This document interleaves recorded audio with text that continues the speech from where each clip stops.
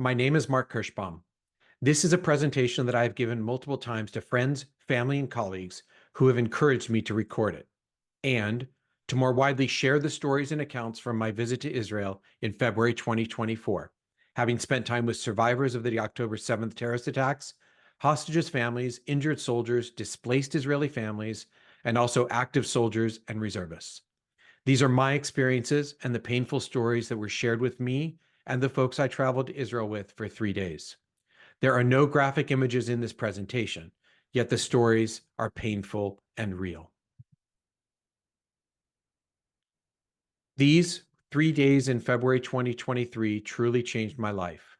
They were a combination of emotions: shock, anger, and sadness, destruction and devastation, and at the same time, miracles, hope, and a feeling of resilience. Before I get into the days of the trip, I think it's important to provide historical perspective on the land of Israel. This is a map of the 12 tribes of Israel and where they lived around 1200 BCE, 3,300 years ago.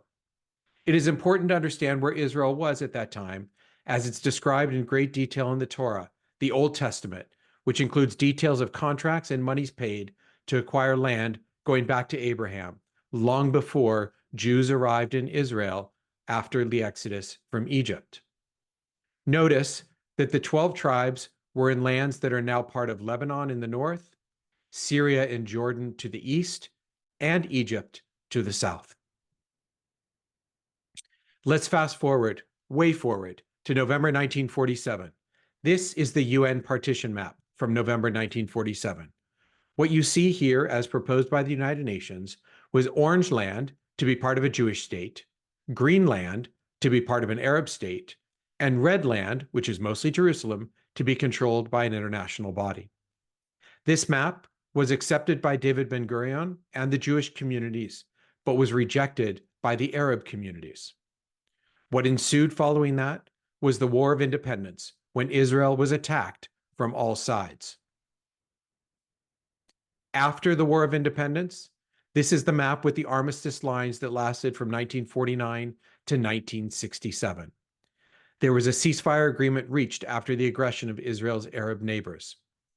Israel incorporated more land, except biblical Judea and Samaria, you see here, which remained under Jordanian rule, and Gaza, which was under Egyptian administration. In June 1967, Israel was again attacked. This is the map following the Six-Day War. Israel was attacked at that time, again, by Syria, Lebanon, Egypt, Iraq, and Jordan. It's important to note that there is a distinction in international law between what is called occupation by unlawful use of force and aggression versus self-defense. In this case, Sinai, down here, and Gaza were held by Israel following the attack from Egypt, and Judea and Samaria, often referred to as the West Bank, was held by Israel following the attack by Jordan, despite the call from Ben-Gurion to King Hassan saying that if you don't attack Israel, we won't attack you. A bit differently, here in the top corner on the right, the Golan Heights was conquered by Israel, yet it's strategically incredibly important from a defense perspective, and the US actually recognized Israeli sovereignty over the Golan Heights under President Trump. This is a map of the current state of Israel. You don't see the demarcations here for areas A, B, and C, and I'll describe those in a minute. It's important to note also that Gaza was offered to be returned to Egypt with Sinai as part of the peace treaty between Anwar Sadat and Menachem Begin, but Egypt refused to take back Gaza. 2 intifadas have been launched against Israel, and 2 wars fought in Lebanon against Hezbollah since.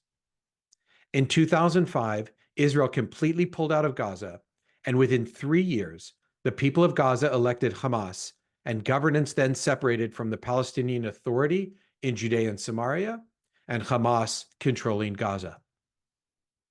Judea and Samaria has 3 different classifications for the land. There is Area A. Area A is under both Palestinian Authority governance and security. For example, the cities of Ramallah and Jericho, where in fact, there are signs on the outsides of the cities that say Israelis are forbidden to enter. Area B are cities that are under Palestinian Authority governance and Israeli security. And then there is Area C. These are areas that are under both Israeli governance and Israeli security. Approximately 97% of all of this land was offered to the Palestinians as part of a peace treaty and was rejected. If you look at the demographic composition of Israel, it's important to see the diversity of the people of Israel. Of the 9 million people that make up the citizens of Israel, 32% are Ashkenazi Jews, meaning from Eastern Europe and lighter skinned. 33% are what are called Mizrahi Jews. These are darker skinned Jews that come from North Africa, parts of Western Europe, and across the Middle East, as more than 1 million Jews were kicked out of their homes in what are now Arab countries under Muslim governance. 21% of the population of citizens of Israel are actually Arabs. The rest are made up of mixed Jews, Black Jews, mostly from Ethiopia, and others, including Bedouins.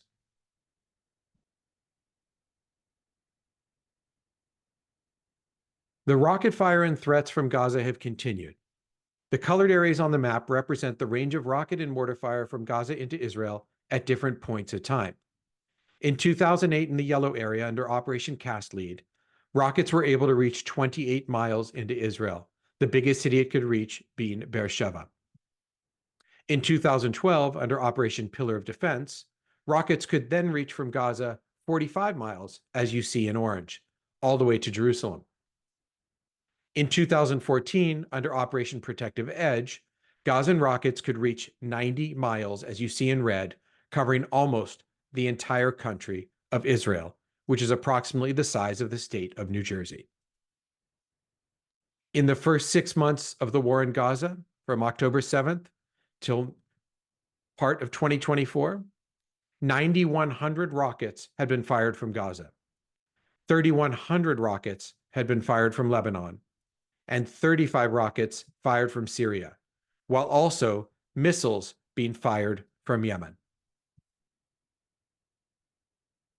To give you perspective, while this isn't necessarily a completely accurate map, it is intended to depict what 90 miles would look like if rockets and terrorists were located on the border between the United States and Mexico in Southern California. You would see just how devastating thousands of rockets would be onto the communities of Southern California if this is where they were located. Let's move on now to the attack of October 7th, 2023. This is a map of the extent of the incursion by Hamas and Gazan citizens that attacked Israeli communities and military sites. The farthest point in purple, you can see here, is Ofakim, which was attacked with about 18 terrorists. I will talk about my visit to Ofakim soon. However, multiple terrorists actually are believed to have reached Beersheba all the way out here, southeast of Ofakim, with a population of more than 650,000 people. Let's start the trip. First, by arriving at Ben Gurion Airport. The reason I show this slide is twofold. First of all, you can see that the airport is empty. Very rare to see the airport empty. And secondly, the first impression is seeing the posters representing the hostages. There was a sense of normalcy when we arrived. Our group started with a dinner at the Mamila Mall at a restaurant there. From there, I walked to the Kotel, the Western Wall, the only remaining wall of the temple, for evening prayers on our first night. I even had the chance to FaceTime with my daughter and future son-in-law who were in Toronto as I passed by his school and the dorms on the steps down to the Western Wall. And then, that evening, the accounts of war began. Our first meeting of the mission was with Esther Geudalia, who is the sister of Yosef Malachi Geudalia of blessed memory. Yosef was one of the original drone operators in the IDF. Like the meaning of his name Malachi, he was a true angel in his family. Yosef was amongst the first of jeeps to arrive at Kfar Aza and died in the battle there on October 7th. Hamas actually tried dragging his body back into Gaza, as they successfully did with many others, but video footage shows Israeli troops rescuing his body under fire. This is his wife, Sinai, and she wrote on Instagram that her husband was kind, generous, happy, curious to learn more, dedicated, and loved life. There was no situation in which he wasn't smiling, no situation in which he wasn't calm. He was inspired by the people around him and the new people he met. You should know, as is often the case, good deeds are being done in Yosef's name, including the dedication of Chumashim, books for continued learning in his memory, as were given to us, you can see here. And then you see on the right, our visit to his grave.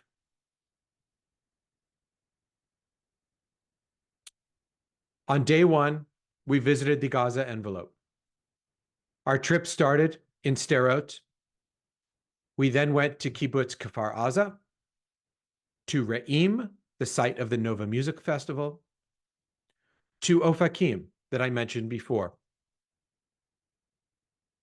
On the drive south on that day one, our first view was of the bomb shelters that were riddled with bullet holes, like this one here, as the terrorists drove up and down the road, shooting, burning, and killing. These shelters, all of the bullet holes you see, are like scars, each and every one of them. As we continued our drive south on the way to Sderot, we began to see the posters everywhere for those taken hostage and victims who have perished at the hands of the terrorists. We arrived in Sderot, a peaceful city turned into terror and destruction. You see, the goal for the 35 terrorists who came into Sderot was to reach the police station and fire RPGs into as many synagogues as possible. Let's remember, this was both the Sabbath and the holiday of Simchat Torah, when many people were in synagogue that morning, celebrating and dancing with the Torahs.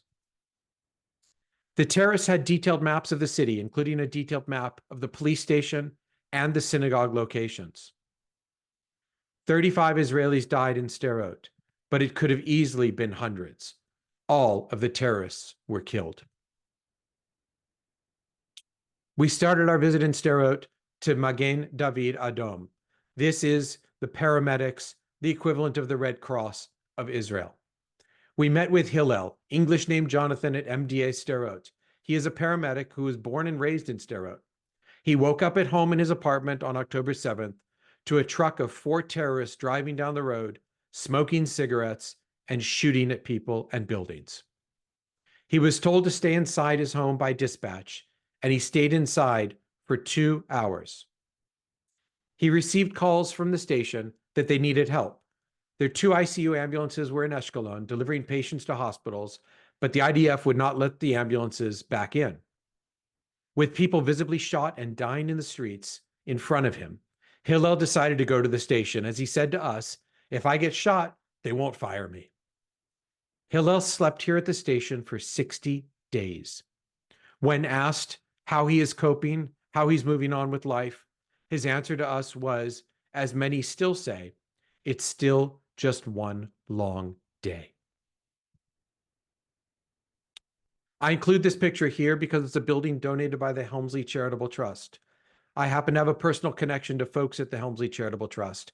And when we asked Hillel as to why he thought people weren't killed inside the Magen David Adom Center, he said, well, I think we're slightly set back from the square, and this building is in front of us. If you could see closely enough, there are bullet holes riddled into this building. I shared this picture with my friends at the Helmsley Charitable Trust and said, I bet you didn't realize when you donated this building that you would be saving tens or hundreds of lives.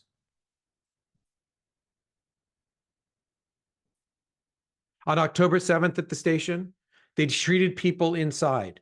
They converted the kitchen for basic life support, and they converted the safe room for advanced life support. The first patient was a 20-year-old male with 2 gunshot wounds in his chest and shoulder. They had to wait 2.5 hours to evacuate, and only with this 20-year-old armored ambulance. It took 45 minutes on a back road, 20 minutes to get to an exchange point to another ambulance, and then to make round trips. They had 20 patients for 45-minute transfers, and they had to choose one by one. They had to decide, do we take the most injured patients who have the least chance of survival, or do we send to the hospital those that are less injured and have the highest probability of survival? At 8 p.m. that night, Israel Defense Forces started dropping off bodies at MDA. There were 17 bodies under this awning in the parking lot. They used the sukkah, the ceremonial booth used for the holiday of Sukkot, to cover the bodies of 3 fallen soldiers. As I said, the main primary destination for the terrorists was to get to the police station. Here you can see a mural that was made after the destruction of October 7th. This was the police station and where it stood. There was a 48-hour gun battle with 8 terrorists believed to be in the building. The officers were forced to either go deeper into the station or to the roof. 2 women officers actually fought off the terrorists while trying to get up to the roof. But sadly, snipers across the road on the top of this apartment building right here, where there is a mural today, but on top of this building on October 7th, fired at those 2 officers. One survived, pretending to be dead, and was rescued by Yamam, the anti-terrorist forces. But her friend was killed by a sniper. The army had to figure out what to do with the station when the terrorists were still in it, but they had confirmed that sadly, all of the remaining officers were dead. They tried firing tank fire at the station, but it didn't do enough damage. A difficult decision after a 48-hour gun battle was for the Air Force to actually take down the building from the air. This is what the area looks like now. You see, 450 yeshiva students were actually dancing only 5 minutes away around the corner, unharmed. Police officers and soldiers visit the site regularly to pay tribute and to reinforce the purpose of mission, while bulldozers, the day we were there, were removing the last pieces of cement of the police station. From Sderot, we went to Kibbutz Kfar Aza. I grabbed this picture off the internet because you can see and get a glimpse of what Kfar Aza is all about as a community. This is a picture from 2021. There's an annual tradition to fly kites in Kfar Aza, as it is a community made up mostly of peaceniks and people doing good deeds with their Gazan neighbors. And they would fly kites once a year with messages of peace and hope so that these kites could be seen by their Gazan neighbors. Kfar Aza was established in 1951 by Jewish immigrants and refugees from Egypt and the Moroccan city of Tangier. As I mentioned, Jews were forced to flee their homes in North Africa. It's located less than 2 miles east of Gaza with more than 700 residents. That includes the Rosenfeld family, 6 siblings and their parents living at Kfar Aza, 3 generations with the grandchildren, on this kibbutz, and some of the original founders. I will speak more about the family later, including sharing stories about Hadar Rosenfeld and her husband Itai Berdichevsky and their 10-month-old twins. They moved into their new home a week before October 7th, with their storage unit and deck having been completed the day before. This, on the right, are Devere and Maya Rosenfeld, the brother of Hadar Rosenfeld and survivors of October 7th at Kfar Aza, who personally, painfully guided us through the kibbutz during our visit. This is a photo that I'll explain in a moment, but it shows 300 to 400 terrorists that entered through the fence and from hang gliders. The terrorists were waiting on rooftops across from the armory that you see here, for the civil guard had to come and get their weapons that day. The terrorists knew this is where the weapons were located and that the civil guard would have to come and get them. As such, they killed 7 out of 12 of the first responders immediately. Each responder had only 4 magazines of ammunition against 300 terrorists with machine guns, RPGs, grenades, and more. 62 residents were killed, including Aviv Baram of blessed memory, who was left to die here in the fields in front of the armory, just yards from Maya and Devere's home, which is behind these white cars. They could see their friend lying there, and there was nothing they could do. 19 residents of Kfar Aza were taken hostage, and it included a Thai worker. 2 of those hostages, Yotam Chaim and Alon Shamriz, who escaped their kidnappers in Gaza, but these were 2 of the 3 hostages who were accidentally, mistakenly killed by Israeli troops. You see, terrorists knew where everyone lived on the kibbutz, including where Shabak and Mossad officers were located. It was more than 2 days that passed before the IDF regained control of the kibbutz.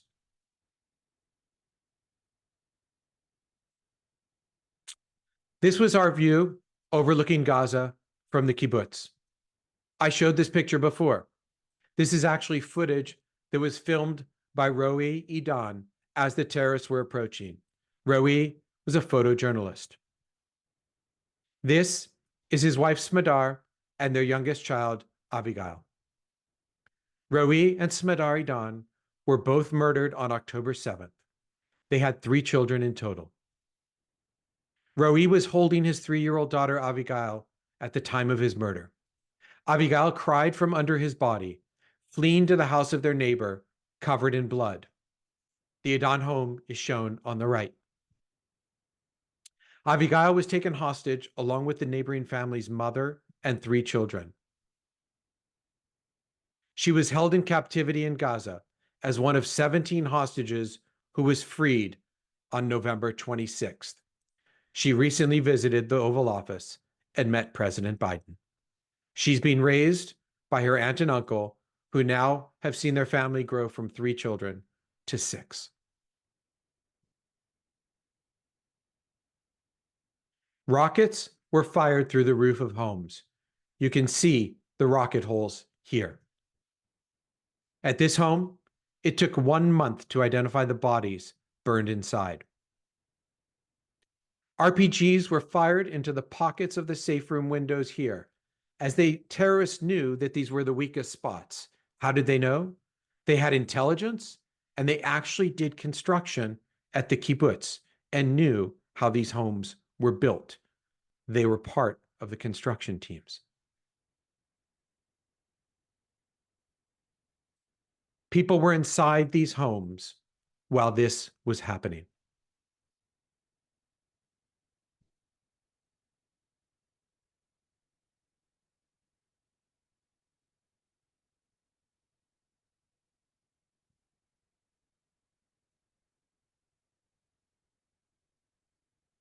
Almost all the families on this road were killed or kidnapped, as told to us by Devere. This included the Kutz family. This is their home. All 5 members of the Kutz family were killed in this home. They were found together in bed, with Aviv of blessed memory providing a protective embrace to his wife and children. This is Nadal Goldstein and his daughter Yam Goldstein Almog. This is their home. Nadiv, age 48, and his daughter, an off-duty IDF soldier, Staff Sergeant Yam Goldstein Almog, both of blessed memory, were murdered in their home. Their mother, Chen, the 3 younger children, Agam, Gal, and Tal, were kidnapped to Gaza and were also released on November 26th.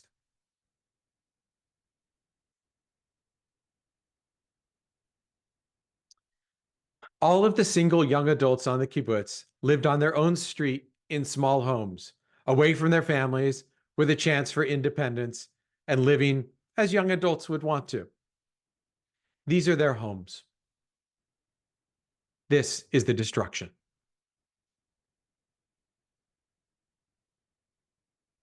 This is the home of Sivani Elkabetz, where she and her boyfriend Naor Hasidim were murdered inside her home. You can see bullet holes riddled everywhere. You can see a blow-up of the last text messages she sent. And then, in the top right corner, you see photos of the couch covered in blood where they were murdered.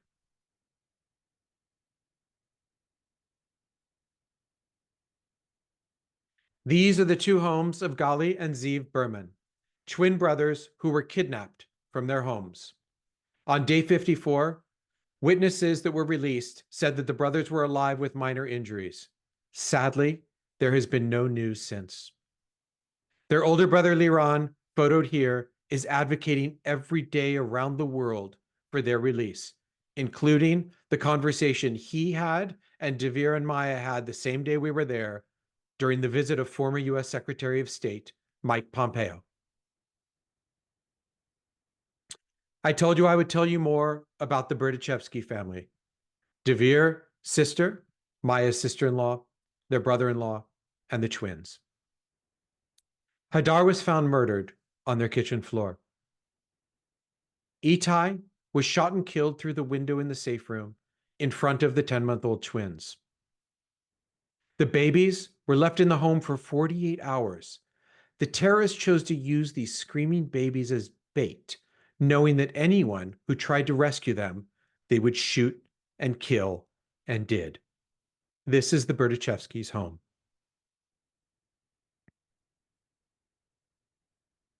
Guy and Roe, the twins, are now being raised by their grandparents and their aunts and uncles. There was a miracle and sadness of the rescuing of the Berdichevsky twins. This is Lieutenant Colonel Tomer Greenberg, commander of Golani Brigade's 13th Battalion. He was the one who rescued the twins and evacuated them in an armored personnel carrier. Here is a picture of Lieutenant Colonel Greenberg getting his command with his daughter. Guy and Roe celebrated their first birthday with their extended family on December 12th, 2023. That same day, December 12th, Lieutenant Colonel Greenberg was killed in an ambush by terrorists in the Shujaya neighborhood in the northern Gaza Strip. We visited the grave and paid our respects to Lieutenant Colonel Tomer Greenberg of blessed memory. There was also a miracle at Devere and Maya Rosenfeld's home. There were two young neighbors in this apartment building right behind them. One had been shot, and they ran from this building to Maya and Devere's home. But Maya and Devere couldn't hear them banging on the door because they were behind two doors themselves and trying to keep their own 10-month-old child quiet. The two kids, when they couldn't get into the home, chose to hide on the side of their house behind the refrigerator. You can see here the blood trails on the wall. Thankfully, they survived.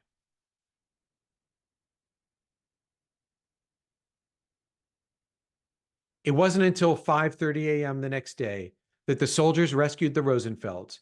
It took 5 hours just to get from their home next door before it was clear to keep going until they got to the gas station at the road, trying to keep their 10-month-old quiet and going onto the ground, standing up, crawling, whatever they could do.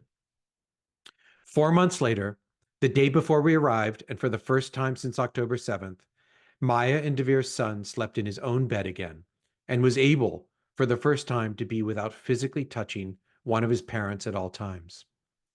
Maya said to us, "There was no way to understand why some neighbors were murdered and others weren't. Devere left the door open for the dog to come back in, and maybe they thought no one was home."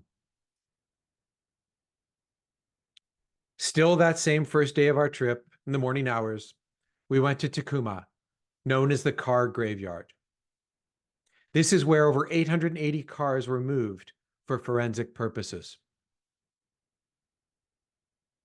The vehicles were put on fire, shot at, or were used by terrorists while kidnapping and murdering Israeli civilians. This is a car of an Israeli that was recovered from Gaza. The owner is a hostage in Gaza. This is a car of a police officer who was killed in his vehicle. And this is a Hamas truck with its machine gun mount. There was an opportunity to kind of see juxtaposing images and emotions. As I looked out upon this Hamas truck that was used to brutally murder people along the roads, I looked down in front of it and I saw two pieces of scrap metal, and I looked more closely at them, just scrap metal. But if you look closely at them, I was able to say this looks like the Hebrew word chai, putting the letters chet and yud together. Chai in Hebrew is the word for life.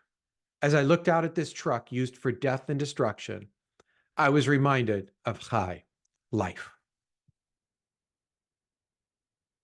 We then went to the gas station where there was an amazing survival story. You can see the bullet holes over the door of the gas station here.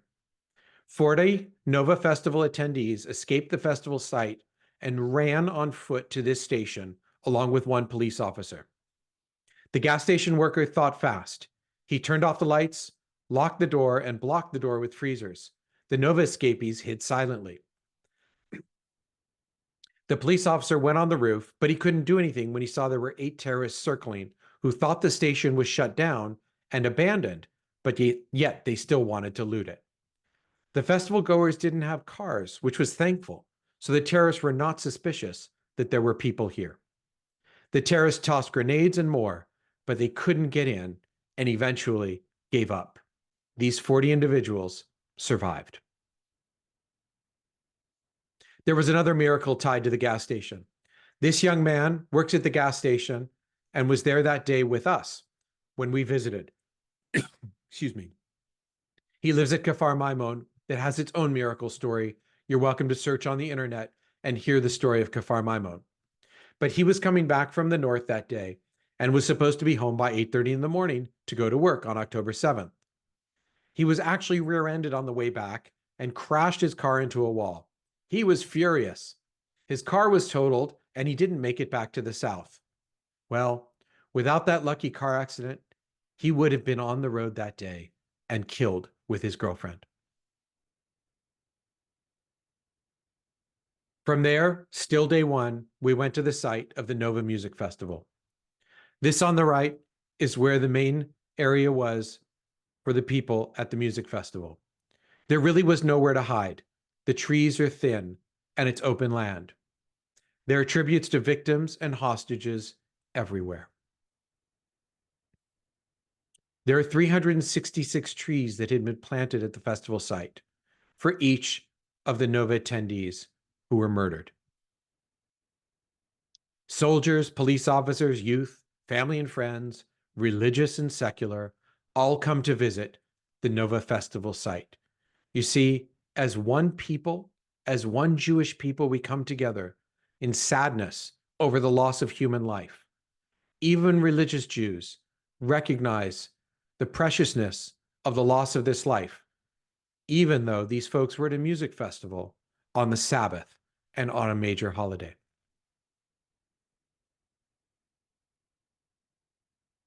There are memorials everywhere to the victims who were murdered and those taken hostage into Gaza.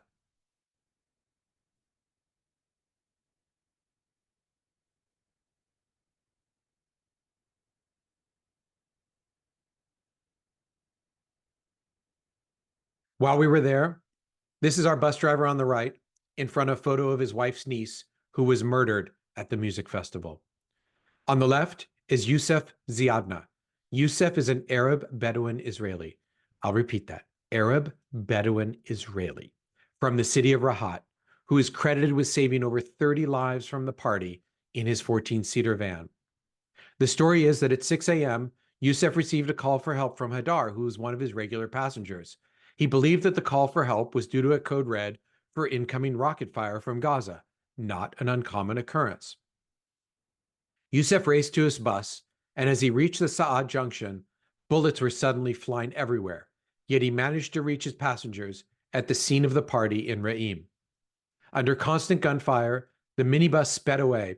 Yosef's intimate knowledge of the terrain proved life-saving, and he was able to cut a route through dirt roads, avoiding the main thoroughfare where terrorists were ambushing escapees. Fortunately, many other cars took his lead and followed the minibus. Since then, Yosef has received threats from someone who claimed to be affiliated with Hamas, vowing to retaliate for Yosef's efforts to save Jews. Yosef said, "I would never wish on anyone to see what I saw. This is trauma for my whole life. When I sit alone and recollect, I can't help the tears." From the festival site, we drove up the road to the bus stop shelter that's on the road near the Nova site. 20+ Nova Festival attendees drove to this bus stop and shelter and attempted to hide inside a merely 6-foot by 3-foot space. Honor Shapiro, told everyone to take cover. He bravely grabbed a piece of broken glass and said, "I will protect you." Honor actually succeeded in throwing 7 grenades out of the shelter, being tossed in by terrorists. Sadly, he was not successful on the 8th. This here is footage from the dash cam of the terrorists, showing how they threw the grenades into the shelter and how Honor threw each grenade out one by one.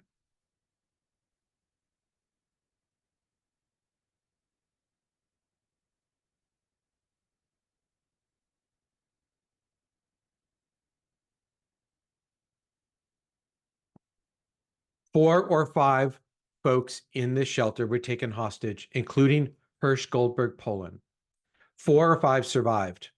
The rest were killed by grenades, bullets, and RPGs. Honor Shapiro, of blessed memory.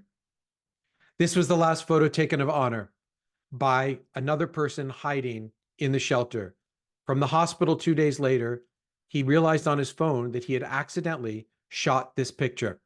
This is the last picture, as I said, taken of Honor protecting those in the shelter. With us that day was Honor's Aunt Devora, who traveled for the first time to the shelter and posted this photo of Honor on the shelter with a message of love. We visited Honor's final resting place at Har Herzl in Jerusalem.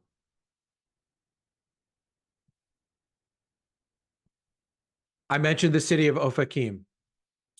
40,000 citizens of this city. There were 2 police officers on duty.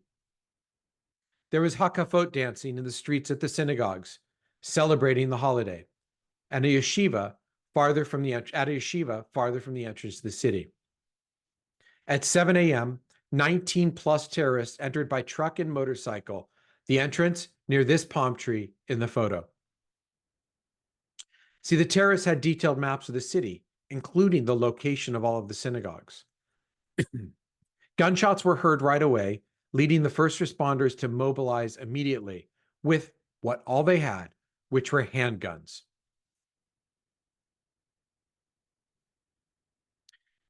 On the attack on Ofakim, the terrorists knew that the older part of the city didn't have mamads, which are safe rooms inside the house, so the residents would have to come out of their homes to reach the community shelters. The terrorists knew that and killed these residents while they were on the street and in the shelters. There were 52 residents in total killed in Ofakim that day. This is Rabbi Shachar Butzchak, a member of the first responder team that was armed only with a pistol, and he and 4 or 5 others created a ring around the terrorists that day.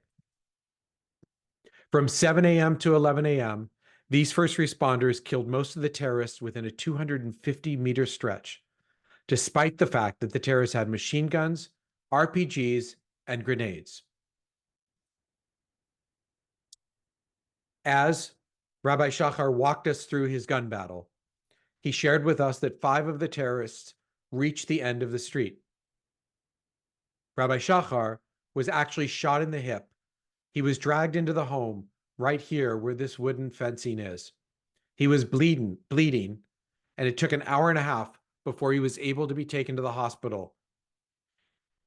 He was saying, "Oh no, I'm in the back of a white truck. The IDF's going to shoot at us because the white trucks are used by the terrorists."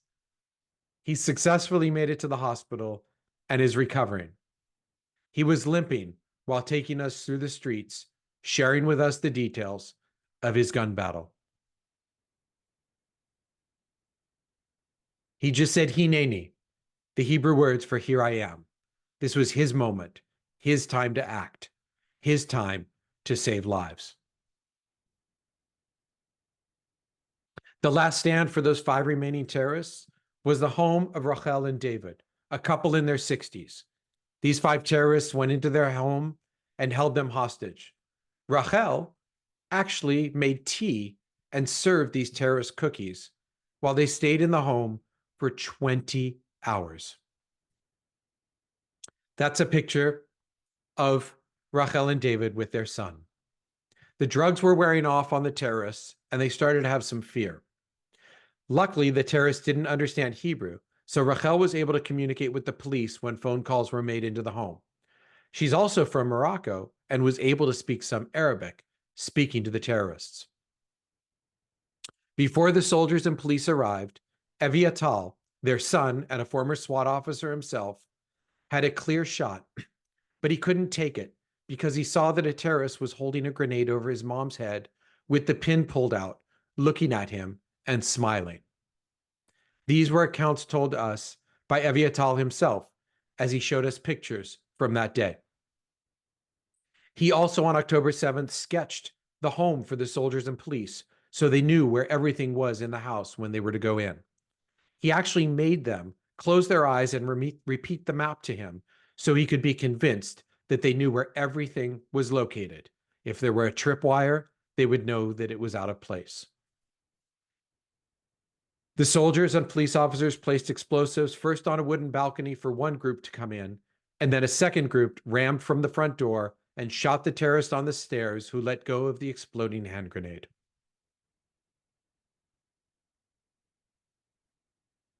Rachel and David survived, of course, until, sadly, several months later, when David actually died in the hospital. His cause of death was deemed to be trauma. Here you can see the bullet-riddled home, us during our visit that day. From there, still the first day, we went to Tzomet Gilat, the Gilat Junction. It's a stop on the side of the highway that started as a coffee and burger stand that grew to become a full-service center for the soldiers' needs. They can get food, shower, relax, laundry, and more, all here under this tent. While we were there, I started listening to the music and the concert that was being given, and I'm like, ooh, couldn't they have gotten some better music? But then when I got closer and I saw the musicians performing, I realized that these were soldiers in uniform, all special needs young adults.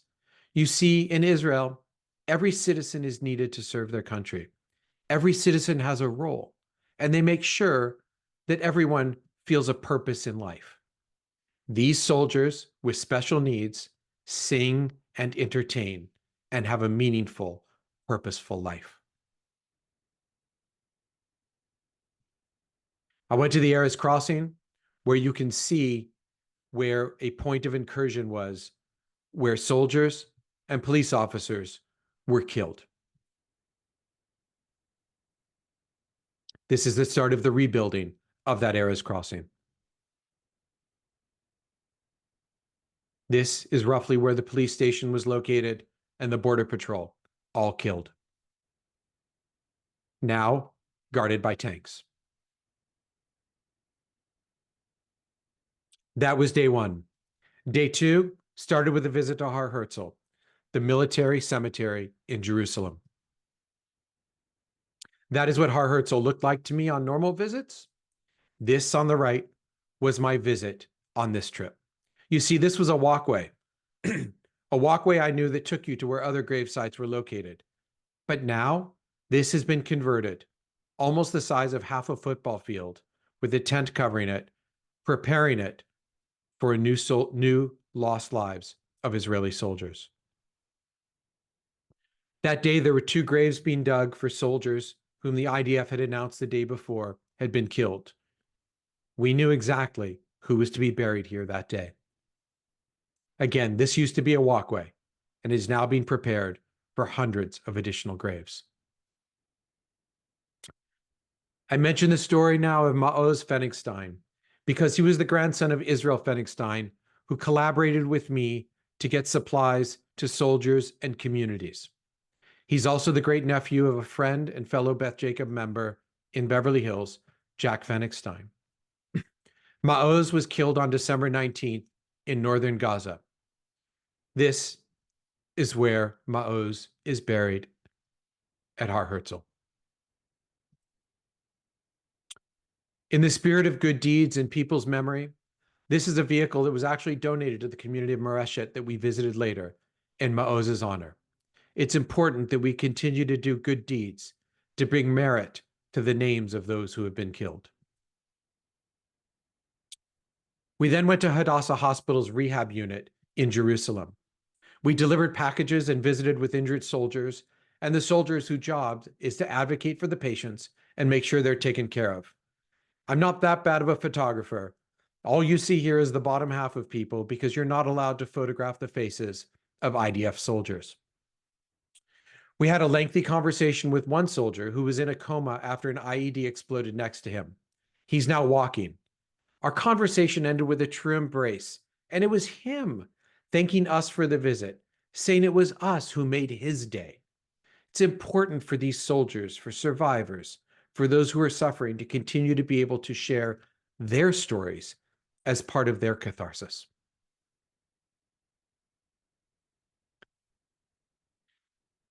This is one of the 2 new pools that's been built in the rehab unit.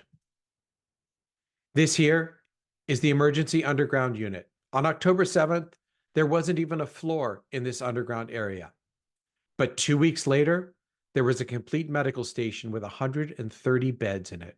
You see, this land here, underground, is being used to save lives. From there, we went to Efrat, which is in the area of Judea and Samaria, to visit the Jewish community.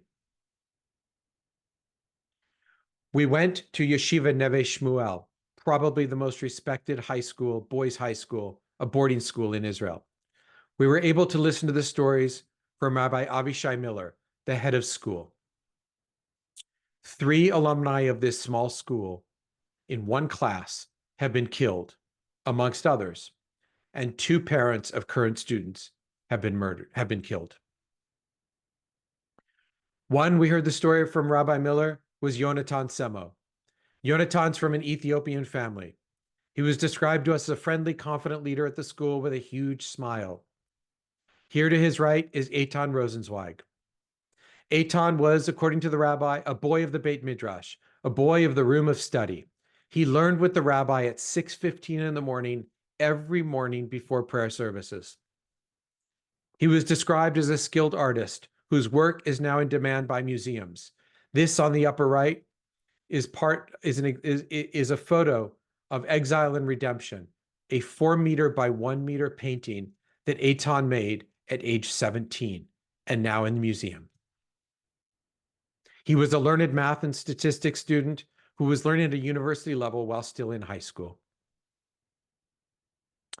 We then heard the story of one of Rabbi Miller's closest friends, Elchanan Kalmanson of blessed memory. Elchanan and his brother weren't active duty soldiers and they weren't called to help, but they felt that something had to be done. They got in their car and with a small gun went south with their nephew to Kibbutz Be'eri. They commandeered a military jeep on the side of the road and rescued in and out 100 people from the kibbutz all day and all night. In the last home they went into, sadly, Elchanan was shot and died. 2 weeks later, his brother Menachem met the 100 people they saved. One of the women said to him, "You're heroes." Menachem said, "No, you are the heroes. You were in the shelters for hours." She said back to him, "You're right, but we didn't have a choice and you did." And then he said to her, "I didn't have a choice. Jews were dying and my brothers were in danger." While also in our visit to Efrat at the school, we had the chance to meet with Be'eri Hershkovitz. Be'eri is a 10th grade student at the elite school Neve Shmuel. His father, Yossi, of blessed memory, aged 44, was a school principal in Jerusalem. Yossi actually created an app called Good Things, where once a week, a good thing had to be said about each student through the app and received by the students' parents. Yossi played his violin every Friday at the hospital, and Be'eri plays the piano. They played together for the last time for 3 hours. Now, Be'eri plays the piano alone at home.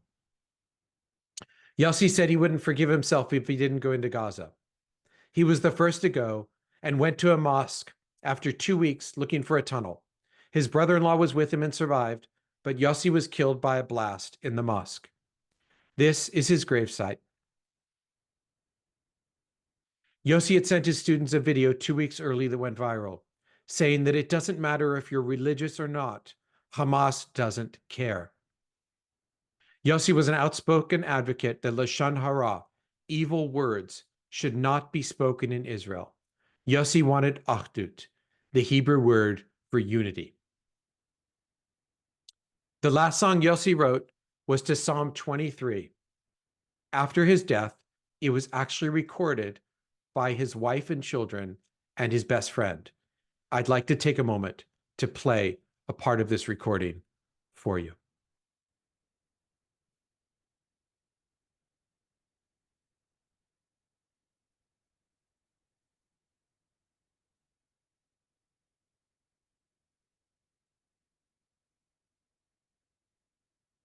כי אתה, ימדי.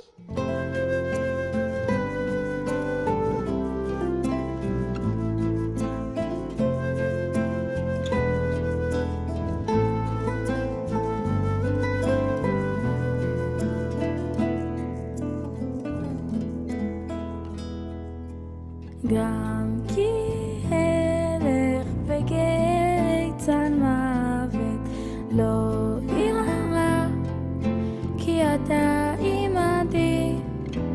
גם כי הלך וגרי צל מוות לא ירא, כי אתה עמדי.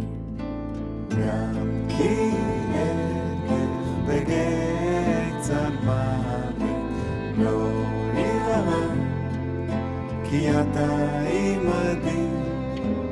גם כי הלך וגרי צל מוות לא ירא, כי אתה עמדי. בארי. טוב וחסד ירדפוני כל ימי חיי, ושבתי בבית השם לאורך ימים. אך טוב וחסד ירדפוני כל ימי חיי, ושבתי בבית השם לאורך ימים.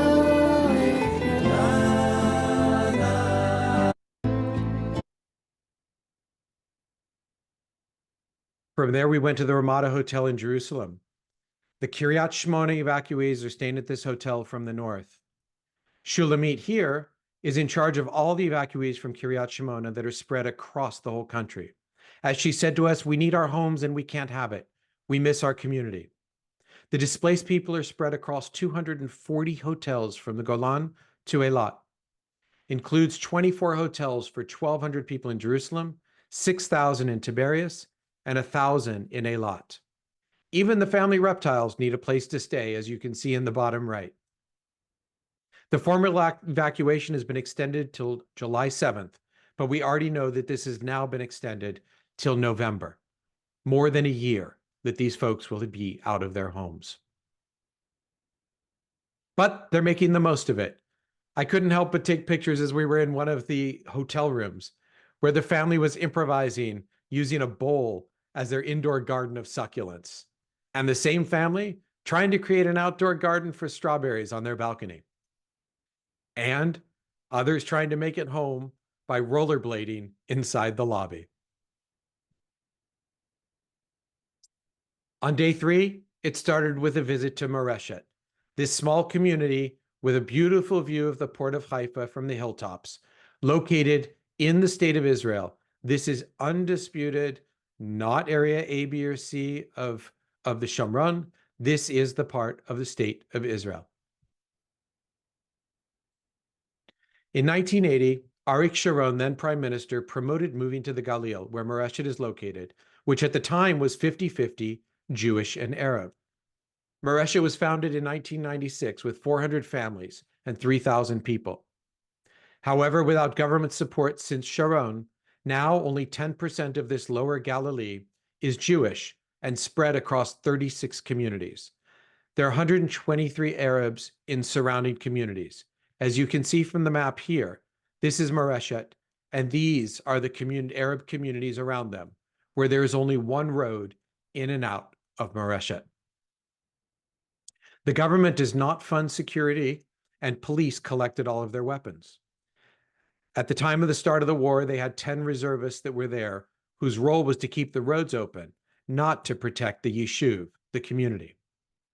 They have 10 weapons now for the local police, and they were told by the government they would be on their own for the first 72 hours if a war were to start from Lebanon.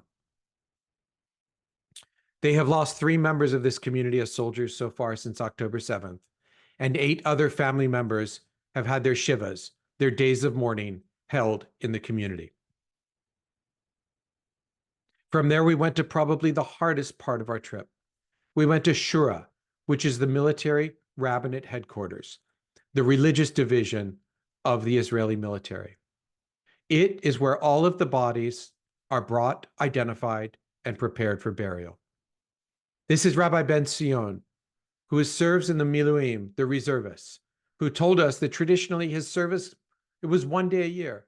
All he had to do was kosher the kitchens on the military bases in preparation for Passover. That's it. This is a picture of Rabbi Ben Sion when we visited on the loading dock, where on this floor were tens of soldiers. Immediately following October 7th, 10 times the number of bodies that were seen from the entire Yom Kippur War were brought here to Shura, over 1,500 bodies. The process of identifying bodies is based upon the condition. It starts with fingerprints, if they can get them. If not, they move on to CAT scan machines for dental identification, if they can. If not, they rely on DNA testing. The soldiers serving at Shura are truly suffering mentally. Rabbi Ben Sion's friend said he was going to pray for him, and Rabbi Ben Sion said, that's not necessary. But then Rabbi Ben Sion realized that the blessing for refuah shlema, for complete healing, is actually for the body and the mind and the soul. He realized in his mind and mentally, he was not well. He was suffering, and told his friend, you can pray for me. These are some quotes and stories shared with us from Shura that day. As you see on the right, a photo of one of the containers that had to be used, this one to hold the bodies of fallen police officers on October 7th. Entering the building is entering the gates of heaven.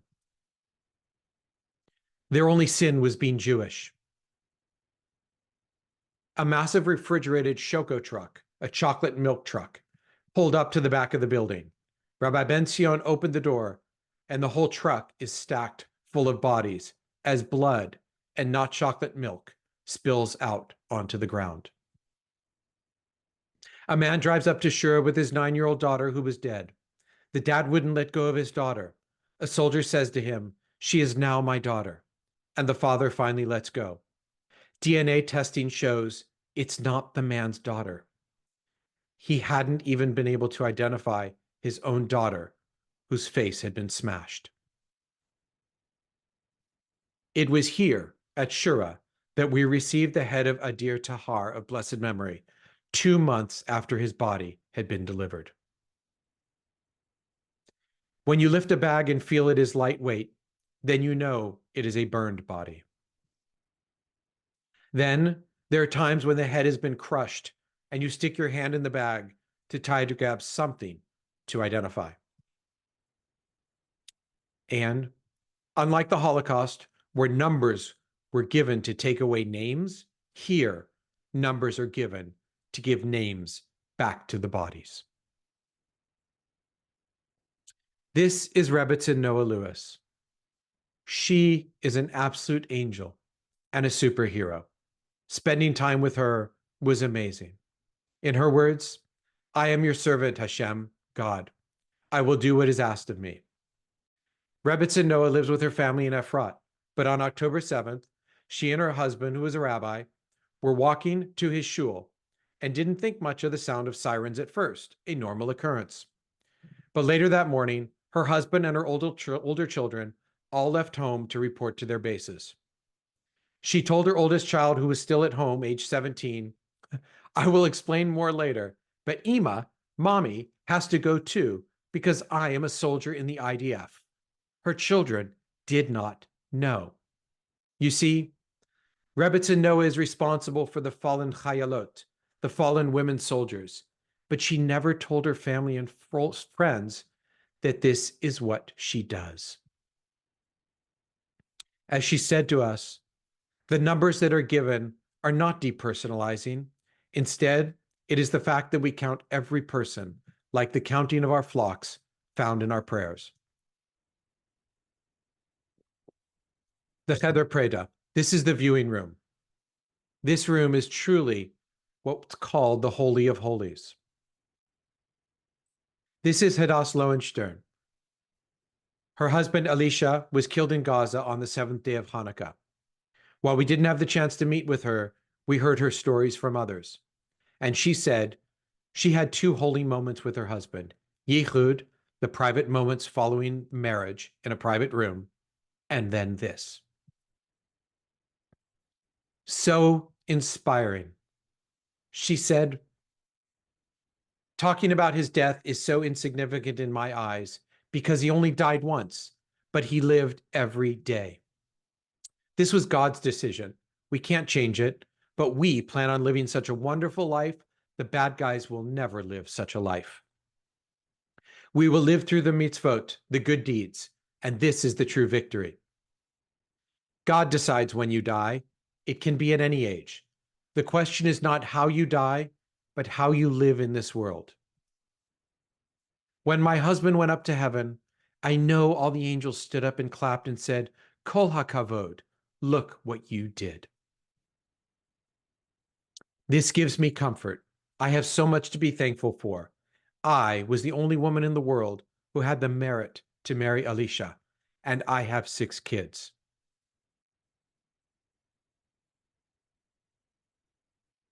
There are Torah scrolls because the troops need to take Torahs with them to pray while in battle. Some of these Torah scrolls are as old as 400 or 7 years old, and many have been rescued from the Holocaust, and others brought to Israel through exile. There is a sofer, there is a scribe who works there in the army, repairing these Torah scrolls. This is one of the Torah scrolls that was rescued from the Holocaust. And this gives you a sense of just how many Torahs there are. We heard the stories of what are truly the armored vests provided to soldiers. There have been over 100,000 requests for shirts with tzitzit, for religious fringes on them, because there are stories you can read about soldiers whose lives were saved because, not that they had their armored gear on, but because they were wearing their tzitzit.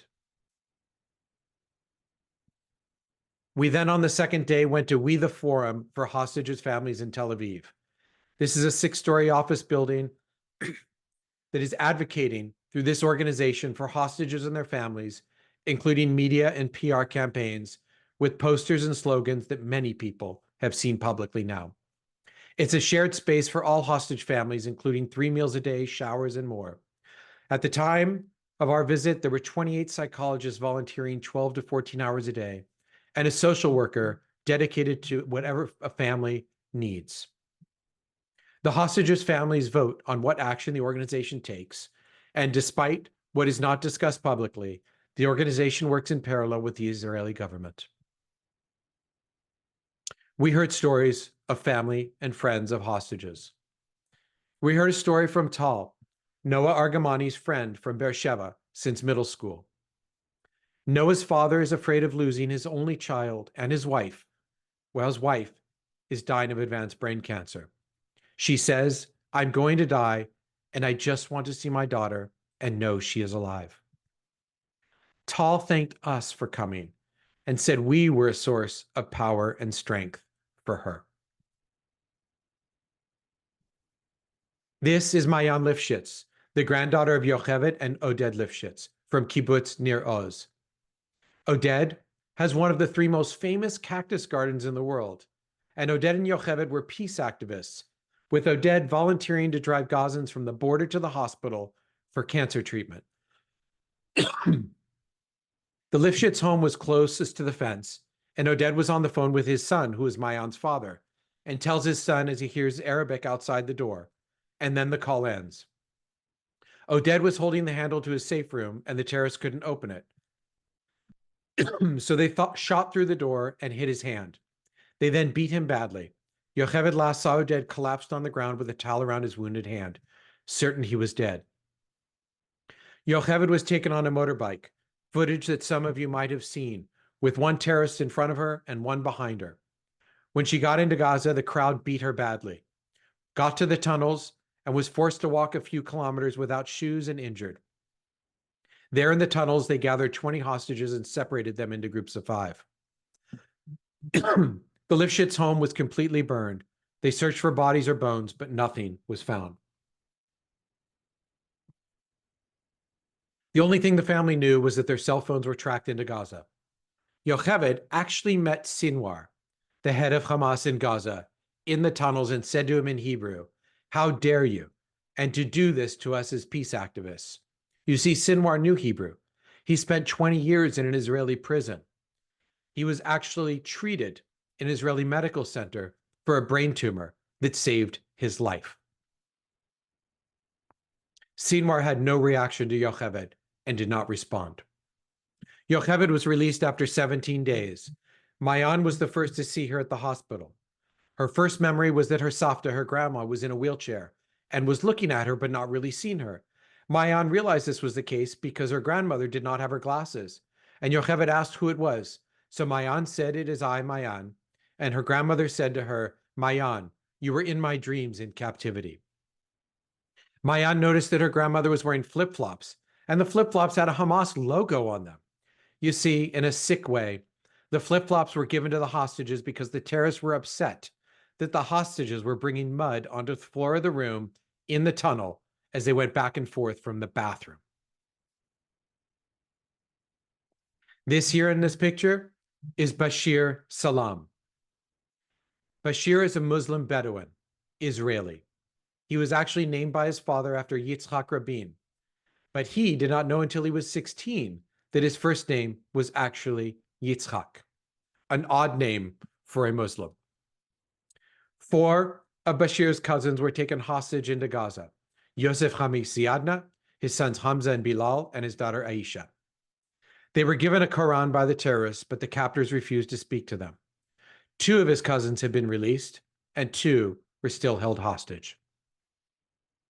From there, we went to Hostages Square in Tel Aviv. It's in downtown Tel Aviv in front of the Tel Aviv Art Museum and near the IDF headquarters. Some of these images maybe you have seen. Tents set up by communities. Tents set up by families of hostages. There's a mock tunnel here at Hostages Square. It's a tunnel that simulates the claustrophobic, dimly lit passages of the tunnels in Gaza. It includes the names of the hostages, messages from families to their captured loved ones, and marks counting the days since they were abducted. You hear inside this mock tunnel sounds of distant gunshots played through speakers, simulating the dire conditions of the hostages. This is the amazing Cantor Rabbi Dr. Arik Wolheim, who led our trip. And I end with a quote from Menachem Begin in his Nobel lecture from December 1978, where he said, "Peace is the beauty of life. It is sunshine. It is the smile of a child, the love of a mother, the joy of a father, the togetherness of a family. It is the advancement of man, the victory of a just cause, the triumph of truth."